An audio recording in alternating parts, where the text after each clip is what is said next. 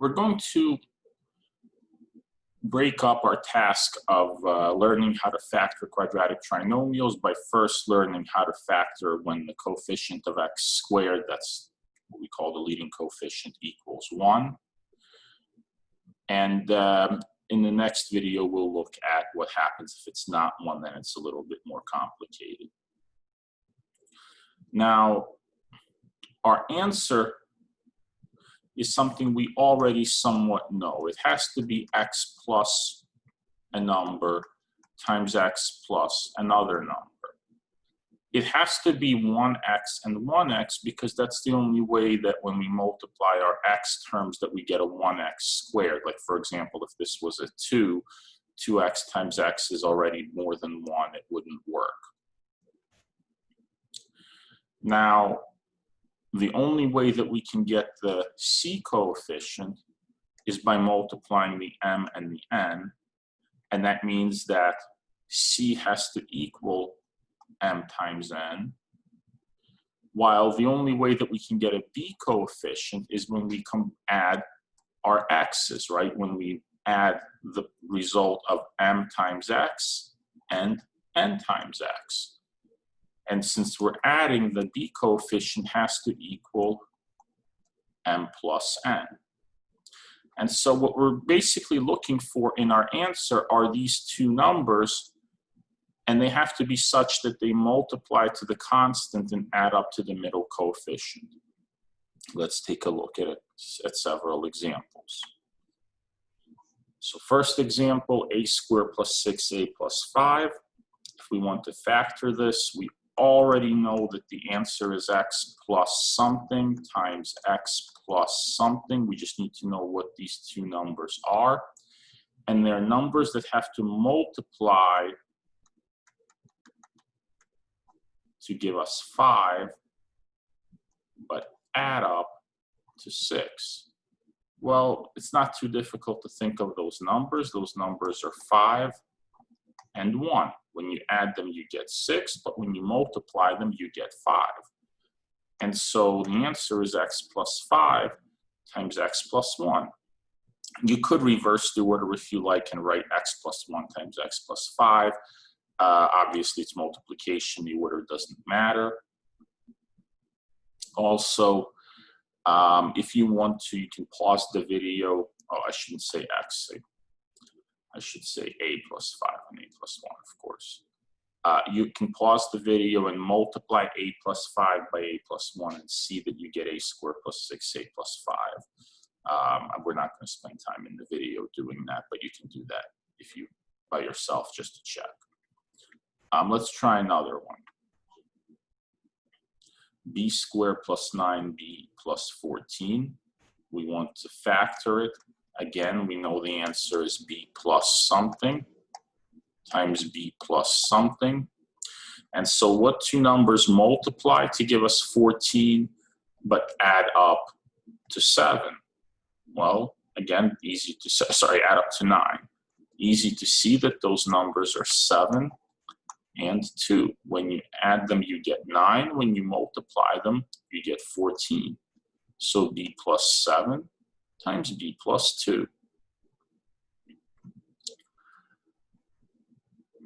Let's take a look at the next example. C squared minus 12c plus 20.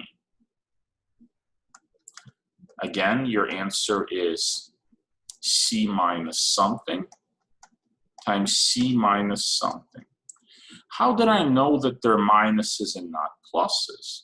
Well, I know this for the following reason.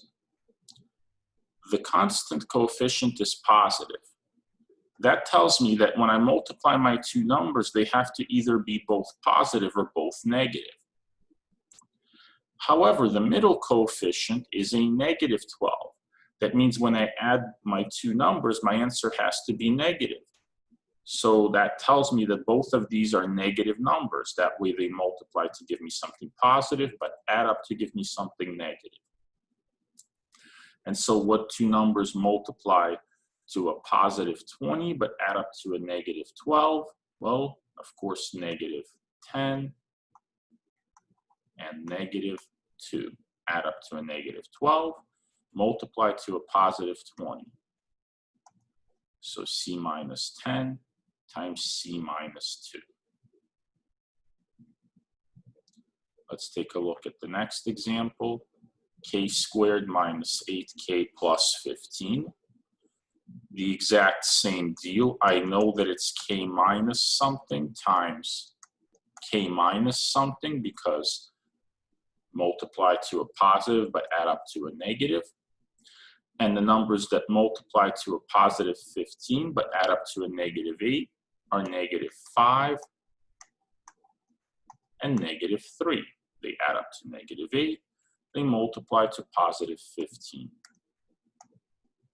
So minus 5, minus 3. Example 5. M squared plus 2m minus 24. So here we have m plus something times m minus something. How do I know? How do I know one of these is a plus and one of these is a minus? I know that because my constant coefficient is negative. The only way I can multiply two numbers and get a negative answer is if they have opposite signs. One is positive, the other is negative. Also, I'm adding up to a positive number, and that tells me the positive number will be bigger than a negative, which is kind of useful to know. And so the two numbers that add up to a positive 2 but multiply to a negative 24 are positive 6 and negative 4. If I add them, I get 2, but if I multiply them, I get negative 24.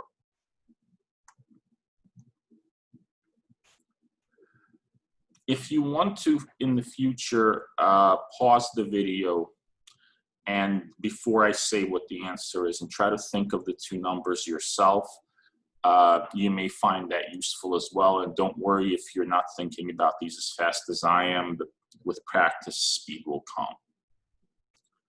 Let's try one, well, or maybe two more examples. So m squared plus 5m minus 36.